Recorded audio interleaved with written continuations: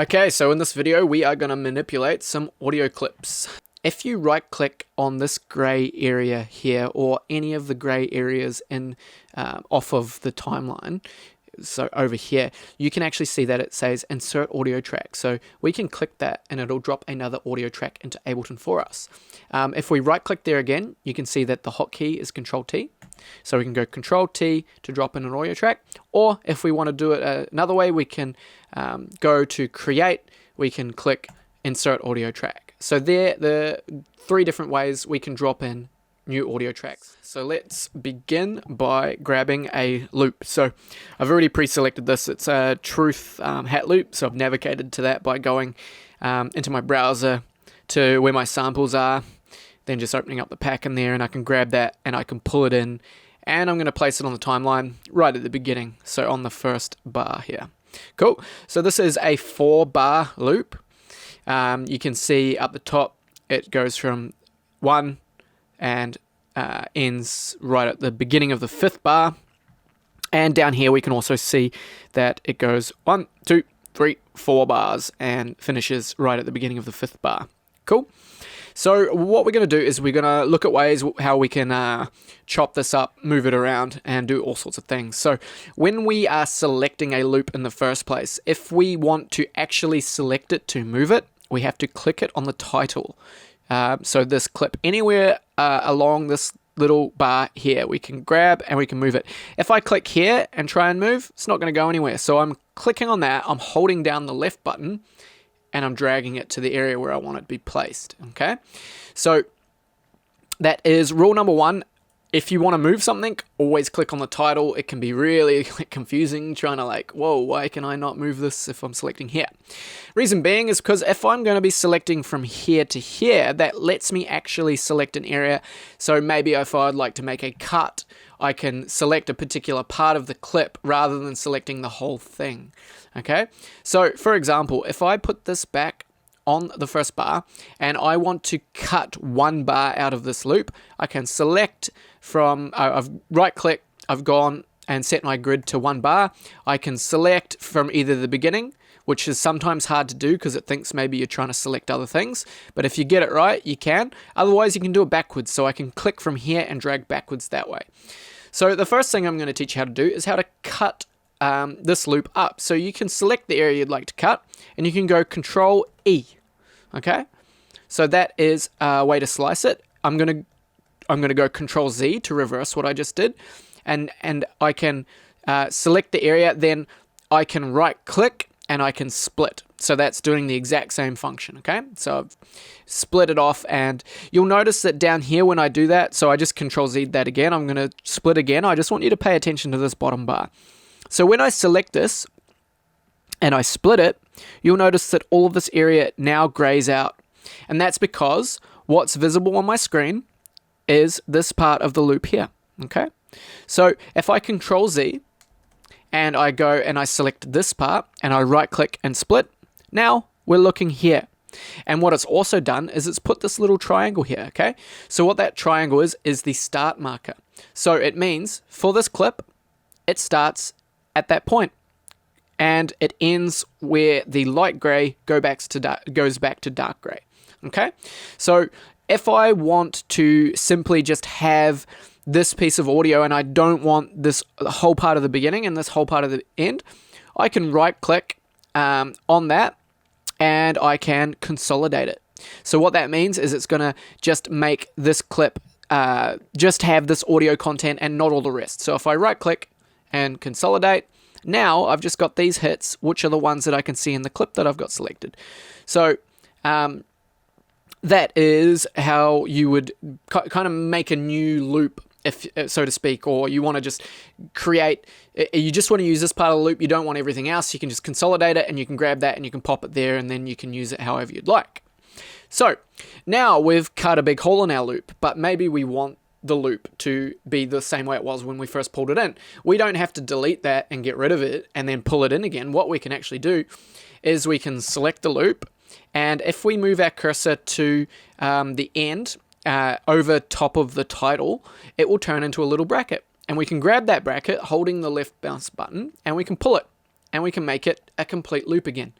So if I move it, I can do that in a different way. So I can grab it from the beginning, and I can also shorten it. Now, the amount that it's going to shorten depends on the grid that you've set, right? So if you've got it set to 30-second notes, you can make those sorts of fine incremental changes.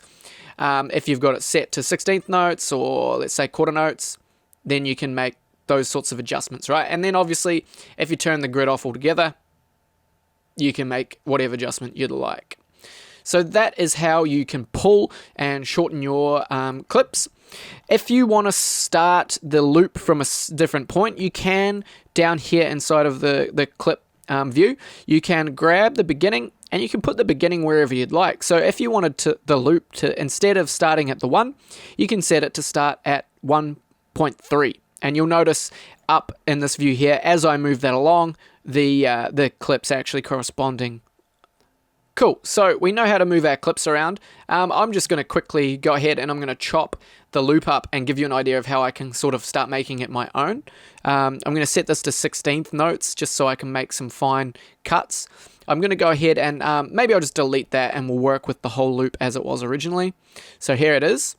So I'm going to maybe take the first bunch of the first part. What I'll do is I'll move it along. So I'm going to turn this 4-bar loop maybe into just a 1-bar loop, just to give you a quick example. So I can grab this and I can go Control E to slice it, and then I can grab it and I can pop it over here. So I'm going to make my new loop here. So I've got that, and I'm just going to maybe grab a few more parts. So maybe this part here looks interesting, so I'll copy and paste that and see how it sounds. Cool. All right. Well, that's fine. There's nothing wrong with that. So I can click on that clip. I can hold Shift and I can click on that clip to select them both. And then I can go Control J and I can join them together. Cool. So the other way I could have done that is if I go Control Z just to go back, I can right click, consolidate them together, and I can join them up. Okay, now another feature that you can do with the audio clips whilst you're looking at them here is you can see that this little red line is showing. Okay, so this is our volume fades. All right, so if I wanted to fade the volume in, I could grab that little node by holding down the left mouse button and dragging it, and I can create a fade. So that will come in, the volume will come in over time. Now I can see here that this loop, if I zoom in on it, I'll put my cursor here and I'll press the plus button. I can actually see there's a little bit of audio content here. Now that's probably going to make a little click or pop. So if I just select here and play, you can hear that. I actually don't want that. So what I can do is I can grab that volume fade and I can just make them disappear because the volume's going to go down to 0. So I can click that, because I've selected the entire clip, I can right click loop selection and I can listen to that loop over and over again. So let's play it.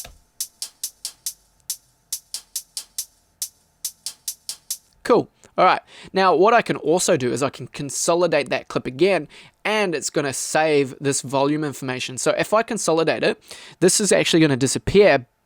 And so too is that little piece of audio, because it's actually going to save that information that I've put in there. So I'm going to go Control J, and you'll see that if I zoom in right on the end, that audio is gone because it's and this has now reset back to the way it was because it's actually saved that volume automation into the clip. So now I can listen to it.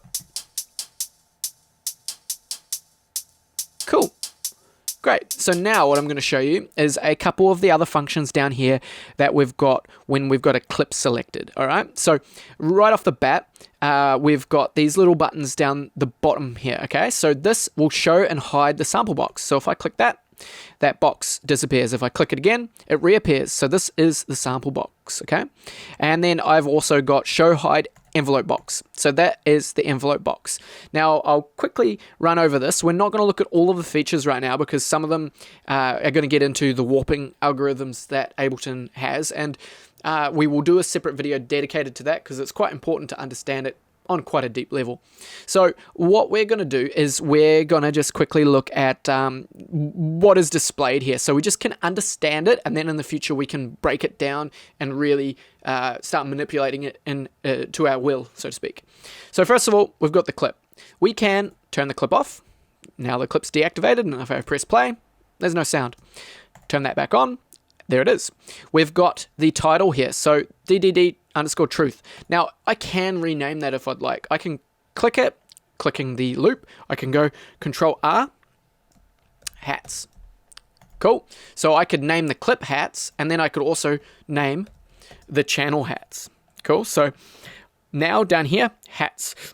That is the name of the clip. I can change the color of the clip. I can also right-click, and I can change the color of the clip here.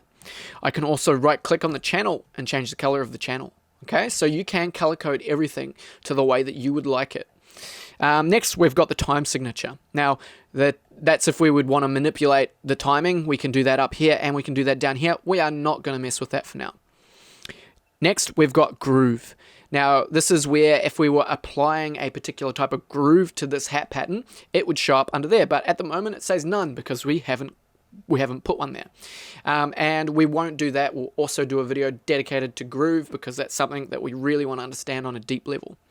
Next, we've got the nudge forward or nudge backwards. So if we had that set up, we could nudge ourselves forward by 1 bar or whatever we have our quantization set to.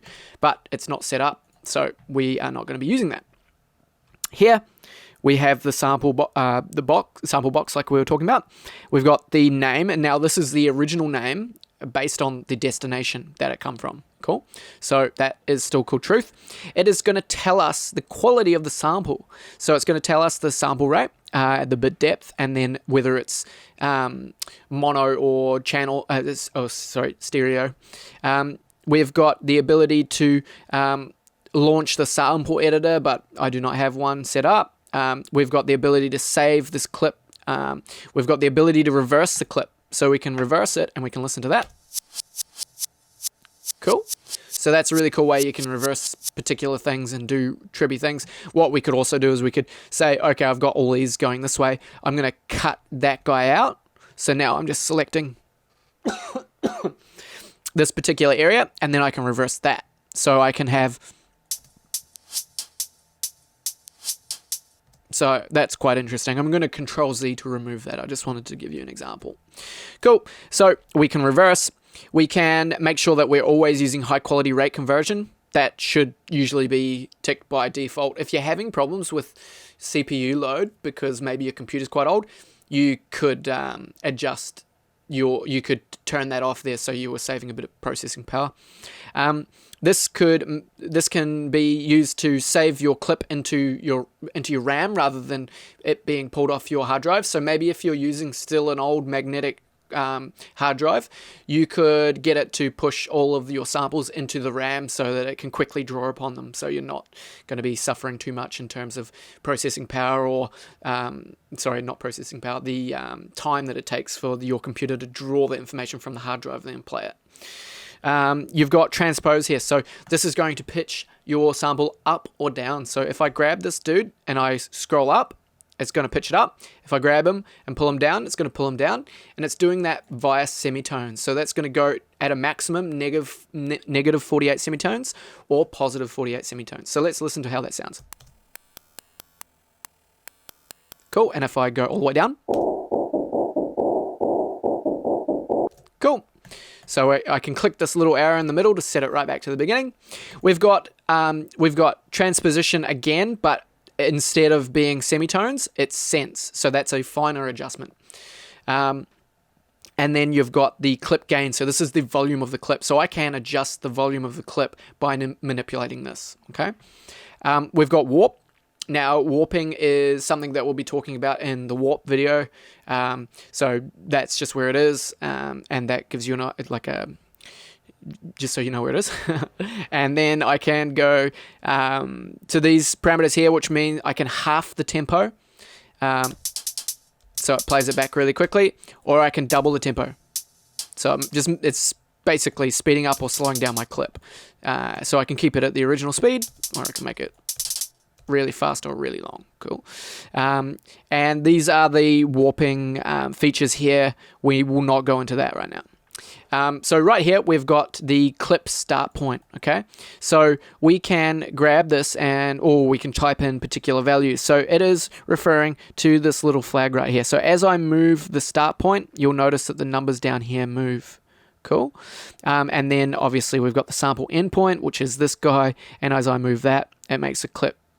It actually adjusts the length of the clip up here as well, if you can watch that. So that will dictate where my start and end point will be. So pop that back to where it was. And then we've got our looping point. So if we go ahead and we turn loop on, this is where our loop starts and stops from. Cool. So we can adjust the loop inside of there as well if we desire. That might or might not be helpful to you. You can also obviously manually put in whatever you'd like. You can make your clip massive or you can make it short, and then if you don't want all of that, you can go back here and you can just go consolidate, and it brings you back to what you were dealing with in the first place. Cool. So that is all of that stuff. Let's go ahead and have a look at the envelopes. So envelopes, what are we looking at? So we've got clip selected, so we're looking at the clip that we've got selected. Cool. And then under that, we can actually manipulate a few things. So we've got the first one as volume modulation. Okay, so you can see that there's this little red line here. Now this is an automation line, and automation will be covered specifically in another video, but I'm going to show you how to modulate your clip automation. So the way you interact with this line is if you put your cursor over it, you can make a little dot by selecting there. Okay, so I could click here and I could make another dot. And I can make as many dots along this line as I'd like. And that is constantly changing the percentage of the volume. So when it's all the way at the top, it's 100% volume. When it's all the way at the bottom, 0% volume. So if I do this and then play the clip from the beginning, you're not hearing that first hit at all. But if I go ahead and put it like that, you can hear it. Now, there's a couple of ways that we could use this. So let's say maybe this hi-hat, we thought it was a bit too long. Maybe we think that, maybe we don't, doesn't matter. We could select an area, or we could just click to create a new dot and pull all the way down. And now we've made a volume envelope for this hit. You'll notice that we're letting more of the sound out. We're letting less of the sound out. Cool. So I was just smashing my spacebar to replay that heaps of times. So what we could do is if we wanted to tighten up the loop, we could totally like have it play from the full volume and really cut right down. So we're just getting a little click out of it. But maybe we just want to kind of tighten it up just a little bit. We can have it like that. Or if we just want to have it the way it was, you can just double click on these little dots and it gets rid of them all. And now that's set back to default. When the line is dotted like that, it means I'm not adjusting it at all. Cool, but let's do it again. So we can click here and let's grab that and drag it down. And then we'll click here. I'm just clicking at the beginning of all of the transients, which is the first point of the sound.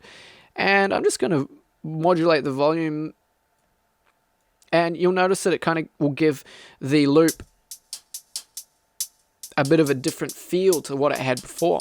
So this is kind of playing on groove, or technically this would be called velocity. So in a way, it's how hard the hi-hat is getting hit. We're now kind of artificially generating that in a way. And that's a really cool feature. So you can do that with volume. You can also do it with all sorts of other things, but we could quickly look at the transposition as well. So the way it's set at the minute is everything is set to 0 semitones. So I can click on that point and I could click on this point and I could drag that up and I could say I want it to go up 12 semitones, which is an octave. So it'll play regularly and then it'll play that second hit here at 12 semitones above. And I can click here, I can pull that down, and that could be maybe 6 semitones, and then this could go back to 0, okay? So let's listen. And maybe I could have it go back up to 12 here. Let's listen to that again. So I've just changed the way that that sample sounds by modulating inside of the clip envelope. Cool. So that's a couple of those features. So I think that that is a good look at the clips. Is there anything else that I should cover before I finish this video? Thanks for watching this video. If you'd like to support my channel, consider subscribing on YouTube, following on Facebook. Alternatively, if you'd like to support me financially, jump over onto Patreon and become a patron, or donate via PayPal. And don't forget, starting a new endeavor, such as learning Ableton and electronic music production, can be extremely overwhelming. So take things day by day and believe in yourself. Thank you.